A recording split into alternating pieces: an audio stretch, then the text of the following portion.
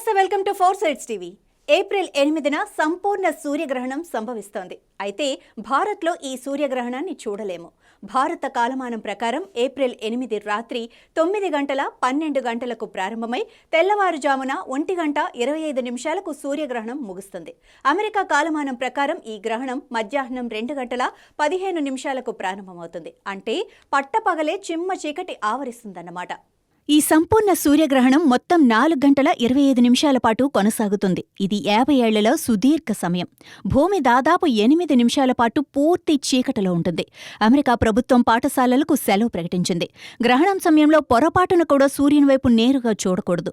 ఇలా చేయటం వల్ల సూర్యుడి హానికరమైన కిరణాల వల్ల కళ్ళు దెబ్బతింటాయి. ఇందుకోసం టెలిస్కోప్ లేదా ప్రత్యేక సన్ గ్లాసెస్ సహాయంతో కూడా చూడవచ్చు.